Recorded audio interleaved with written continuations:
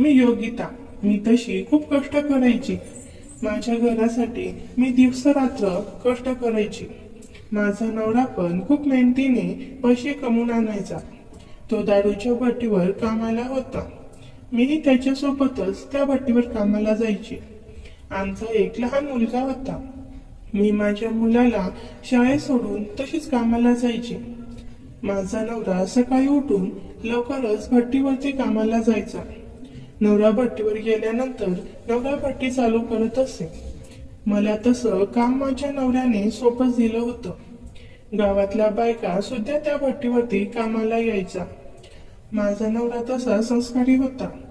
त्याला असा बायांचा नाद नव्हता आणि तो कसलं व्यसनही करत नव्हता.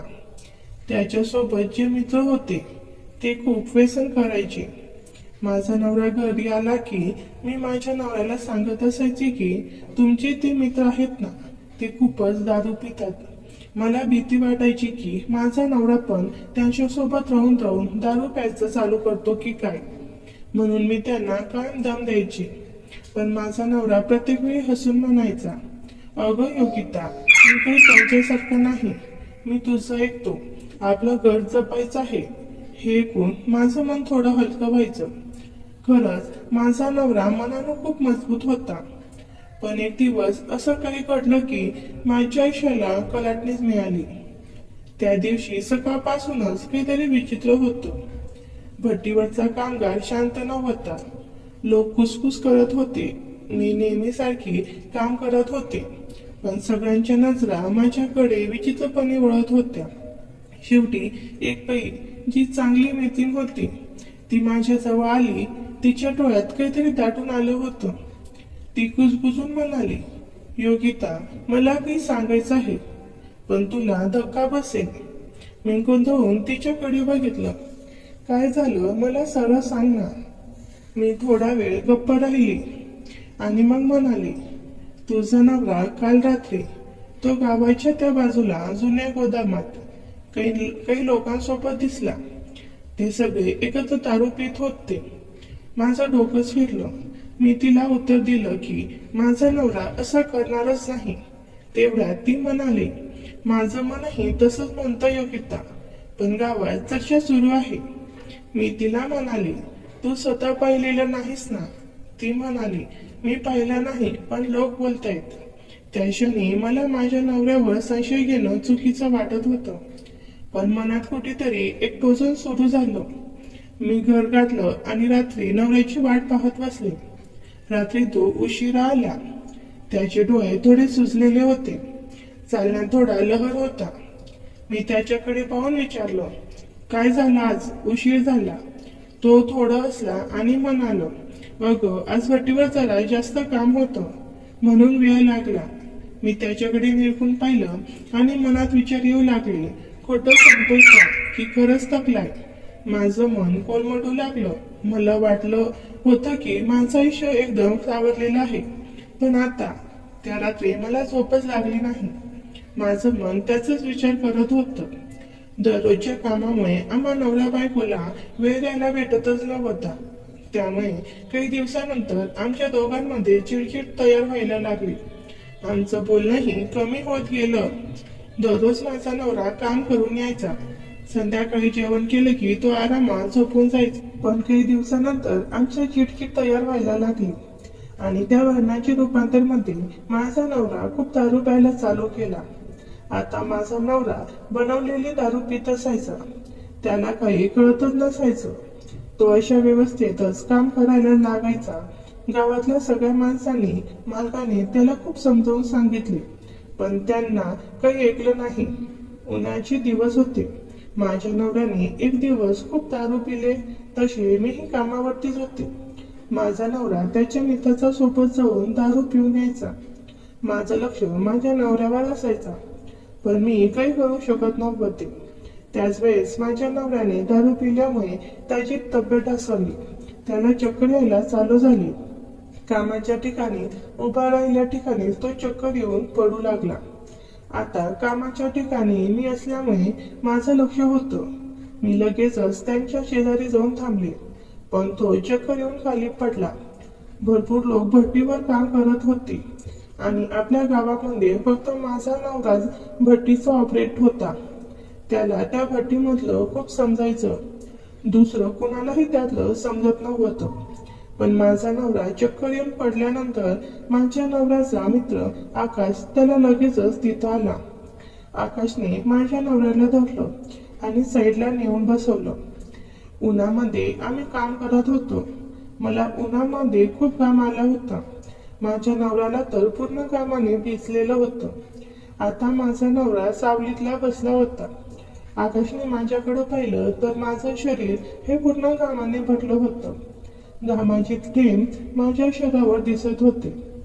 आकाशला त्यावेळेस मी खूप आवडले.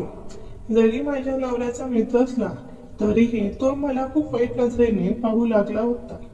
कारण आकाशचं अजूनपर्यंत लग्न झालं नव्हतं. आकाश हा नुकताच लग्नाच्या वयामध्ये आला होता आणि दिसायलाही खूप सुंदर होता. तशी मीही दिसायला खूप सुंदर होते. पण आमच्या परिस्थितीच्या मानाने मला या कामाला यावं लागायचं. आईवडिलांनी हा नवरा पाहून खूप चुकी केली होती. कारण की लग्नाच्या वेळेस तो कोणता व्यसन करत नव्हता. पण आता त्याने खूप दारू प्यायला चालू केली होती. आता मला त्याचा पश्चाताप होत आहे. आता आकाश आणि मी आणि माझा नवरा त्या सावलीखाली बसलो होतो. थोडा वेळसाठी भट्टी बंद केली होती. माझा नवरा बेशुद्ध अवस्थेत होता. आता आकाशचा माझ्यावरती लक्ष होते. आकाशने माझ्या शेजारी बसल्या बसल्या माझ्या शरीरावरती नजर फिरवायला चालू केली. त्याने माझं पूर्ण शरीर एकदम जवळून पाहिलं होतं. आता भट्टीच्या तिथली दोरी माझ्या शरीरावरती पडली होती. उन्हाचा खूप पारा होता. अशा उन्हामध्ये मला घाम पण खूप आला होता. माझ्या शरीरावर तो घाम दिसत होता. तरीही माझं सौंदर्य कमी झालं नव्हतं. आकाश आता माझ्या शरीरावरती चांगला फुगला होता. अशा कंडिशनमध्ये मी मालकाला सांगितले आणि माझ्या नवऱ्याला घेऊन घरी जाण्याचा निर्णय घेतला. आता माझ्यासोबत कोण येणार तर माझ्या नवऱ्याचा मित्र हा आकाशच येणार असं मालकांनी सांगितलं. कारण की आकाश हा माझ्या नवऱ्याचा खूप जवळचा मित्र होता. मी आकाशला म्हणाले, आकाश भाऊजी त्यांच्यासाठी गाडी बघा ना. असं म्हटल्यावर नंतर आकाशने चटकन त्याची बुलेट काढली आणि माझ्या नवऱ्याला बसून आम्ही आमच्या घरी घेऊन आलो. गाडी चालवत असताना गाडीच्या आरशामधून सुद्धा आकाशची नजर माझ्यावरच होती. माझे लक्ष माझ्या नवऱ्यावरती लागलं होतं. कारण माझा नवरा माझ्यावरती खूप प्रेम करत होता. पण आता इतक्या दिवस आमच्या दोघांमध्ये काही झालं नव्हतं. दोघं एकमेकांना वेळ सुद्धा देऊ शकलो नव्हतो. त्यामुळे माझ्या शरीरात सुद्धा तो बदल जाणवत होता. त्यामुळे मीही आकाश भाऊजींकडे बघून थोडीशी हसले होते. त्याच वेळेस आकाशला माझ्यावरती प्रेम व्हायला चालू झालं होतं. मला समजलं होतं आकाशचं माझ्यावरती खूप प्रेम आहे. कारण की त्या दिवशी मी त्यांना खूप चांगलं बोलत होते. मला असं वाटलं होतं की आकाश भाऊजी देखील माझ्यावरती आता वेडे झाले आहेत. अशातच मी माझ्या नवऱ्याला त्यांच्यासोबतच माझ्या घरी घेऊन आले. घरामध्ये आल्यानंतर आकाशला मी बसायला सांगितलं. नवऱ्याला मी माझ्या बेडरूम मध्ये नेऊन सोडलं आणि थोडी फ्रेश होते म्हणून मी बाथरूमच्या आतमध्ये गेले. मी आकाशला सांगितलं की आकाश भाऊजी तुम्ही ते सोफ्यावरती बसा, मी फ्रेश होते. तिथं खूप ऊन होते. उन्हामुळे माझं शरीर पूर्ण खराब झालं आहे, तर मी स्वच्छ करून येते. असं म्हणून मी बाथरूम मध्ये गेले. बाथरूम मध्ये गेल्यानंतर आमच्या बाथरूमच्या कडेला एक होल होतं. त्या होलातून सगळं काही आतमधलं दिसत होतं. आकाश भाऊजी त्या दारापाशी येऊन थांबले होते. मी आतमध्ये माझं शरीर पूर्ण पुसत होते. आकाश भाऊजींनी त्या होलातून आतमध्ये माझं शरीर पूर्ण पाहिलं. त्यावेळेसच आकाशच्या शरीरामध्ये कसं तरी होऊ लागलं. कारण की आकाश हा सुद्धा एक शारीरिक तयार झाला होता. त्याचेही लग्न करायचं होतं. आता तोही माझ्या शरीरावरती मरू लागला होता. मला माहिती होतं की दरवाजाला होल आहे, तरी पण मी या सगळ्या गोष्टी करत होते. मी बाथरूम मध्ये गेल्यानंतर माझे कपडे बाजूला करून माझं शरीर स्वच्छ करत होते. स्वच्छ करत असताना मी टॉवेल बाहेरच विसरले होते. मग मी बाहेरून आकाश भाऊजींना टॉवेल देण्याची विनंती केली. तेवढ्यात आकाशने गुपचूप तिथल्या सोफ्यावरची टॉवेल आणून दिली. जसं मी टॉवेल घेण्यासाठी दरवाजा उघडला तसं आकाश भाऊजी आतमध्ये येऊ लागले. आतमध्ये डोकावून पाहू लागले, कारण की त्यांना जे पाहिजे होतं ते आता आकाश भाऊजींना मी आतमध्ये बोलावलं होतं. आकाश भाऊजींना आतमध्ये बोलवल्यानंतर त्याने मला पूर्ण त्या अवस्थेत पाहिलं. आकाश भाऊजींना त्याचं शरीर नियंत्रितच राहिले नाही. त्याने मला तिथेच पकडलं आणि त्या टपवर बसवलं आणि माझ्या शरीराशी खेळू लागले. माझं शरीर खूप गरम झाले होते. खूप दिवसाची भूक माझी मिटली नव्हती. आता माझं शरीर गरम झालेलं असताना आकाश भाऊजी माझ्या शरीराशी खेळू लागले होते. हळूहळू त्यांनी चुंबन घ्यायला चालू केला. नंतर त्यांनी माझे पाय बाजूला केले आणि त्यानं हवं तसं सुंदर वेळेचा अनुभव घेऊ लागले.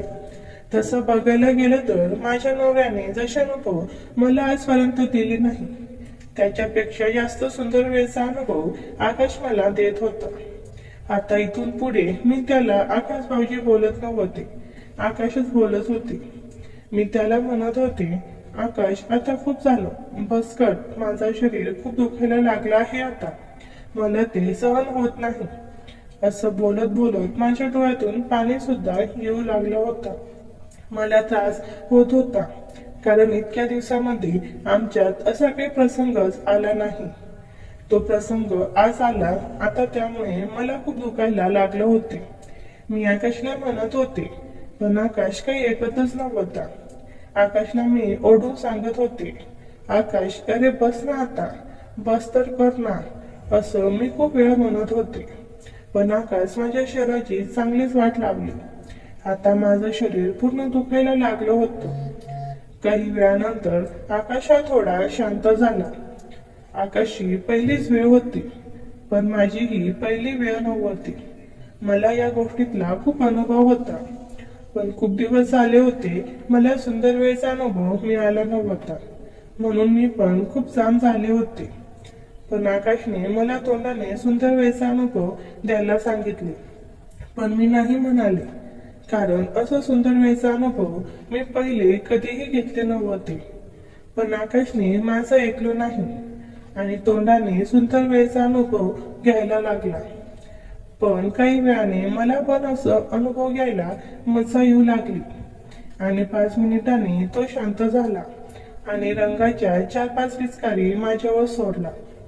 आकाश माझ्यासोबत सगळ्या गोष्टी केल्या होत्या. आता आकाश माझ्या शरीराकडे वळूनही बघायला तयार नव्हता. आकाश जसा उठला तसा बाथरूममधून बाहेर आला. तो जाऊन सोफ्यावरती बसला.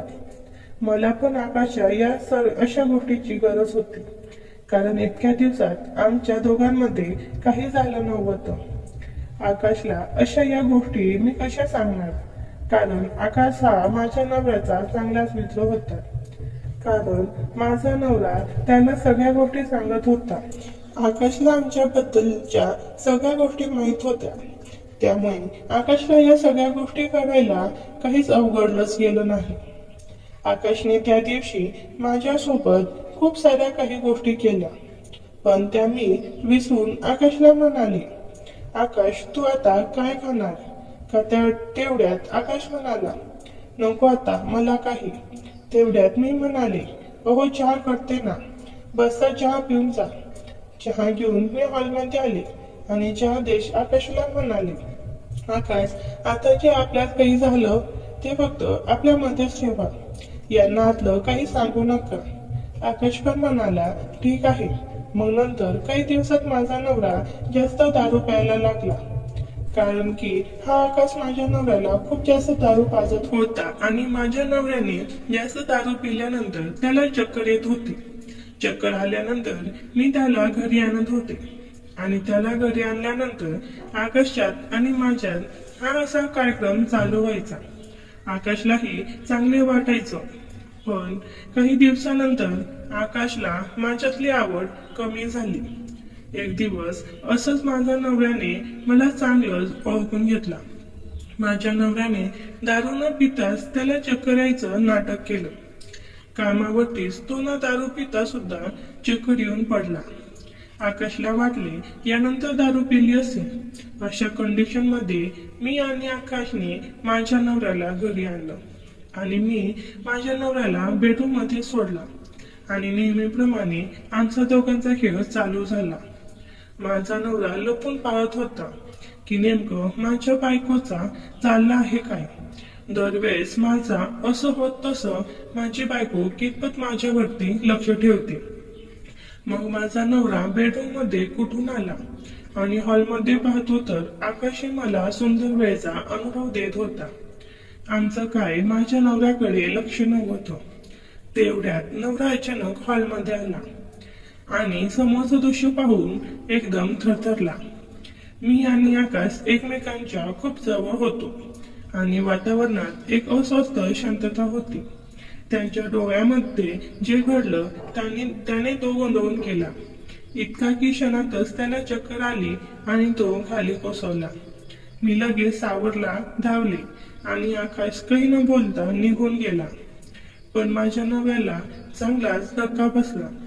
आकाशला आता खूप टेन्शन आलं होतं की आकाशने स्वतःच्या मित्राच्या बायको सोबतच हे असं केलं होतं. पण त्याची तरी काही चूक. मित्राच्या बायकोला सुद्धा हे सगळं हवा होता ना. आता माझा नवरा शुद्धीवर यायला चालू झाला. तो बडबडत होता की माझ्या बायकोने मला धोका दिला. अशा बायकोने मला धोका दिला. आता माझा नवरा चांगल्या शुद्धीवर आला. तोपर्यंत मी सगळं सांगून व्यवस्थित बसले होते. नवऱ्याने जे पाहिलं तोच नवरा बोलत होता. मला 2-3 शिलात आणल्या आणि म्हणाला, हे काय करतेस तू? तुझं माझं काय कमी आहे का? हे बाहेरच्या लोकांसोबत असं काही करतेस? तुला थोडी तरी लाज वाटते का? जर आपला नवरा असं करतोय तर त्याची किती काळजी घ्यायला पाहिजे. आणि नवऱ्याच्या पाठीमागत असले धंदे करतेस. उद्याच्या उद्या तू हे घर सोडून बाहेर जा. मी खूप गयावया करायला लागली. नवरा मला सोडून जाण्याची भाषा करत होता. आता आमच्या दोघांमध्ये खूप अंतर तयार झालं होतं. नवऱ्याने मला पूर्ण सोडून दिलं होतं. काही दिवसानंतर नवरा माझ्याशी बोलणं बंद केला. आमचे लहान मुलं हे मी सांभाळत होते.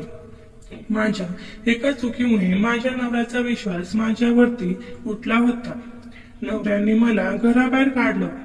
आता मी काय करणार? माझ्यावरती ही खूपच वाईट वेळ आली होती.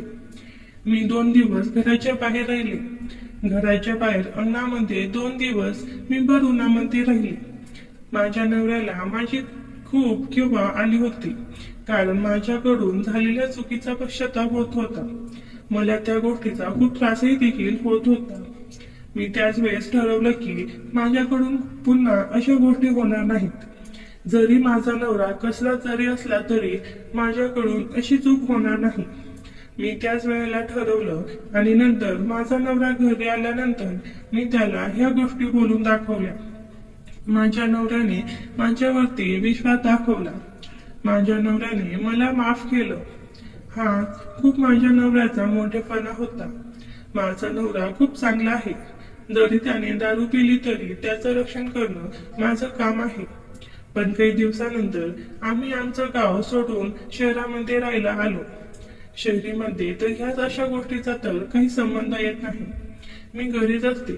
माझा नवरा फक्त कामाला जातो. कामावरून घरी आल्यानंतर आम्ही एकमेकांशी खूप प्रेम करतो. आता माझा नवऱ्याला खूप माझ्यासाठी वेळ देण्यासाठी मिळतो. आमच्या दोघांमध्ये आता दुसरं मूल झालं आहे आणि आमचा सुखाचा संसार चालू आहे. आता माझ्या नवऱ्याचा खूप चांगला झाला आहे. नवऱ्याने दारू पण सोडली. मित्रांनो, माझ्या एका निर्णयामुळे मला किती त्रास झाला आणि त्याचे आधारही मला घडले. पण अशा परिस्थितीमध्ये आपापल्या सोबत साथ देणारा व्यक्ती खूप चांगला असावा, नाहीतर आयुष्याची बरबादी व्हायला वेळ लागत नाही. त्यामुळे कोणत्याही वेळेस निर्णय घेण्यास चुकू नका आणि प्रत्येकाला ज्या त्या मर्यादेपर्यंतच ठेवा. मित्रांनो, व्हिडिओ जर आवडला असेल तर व्हिडिओला लाईक करा आणि असेच व्हिडिओ पाहण्यासाठी आपल्या चॅनलला सबस्क्राईब करायला विसरू नका. धन्यवाद.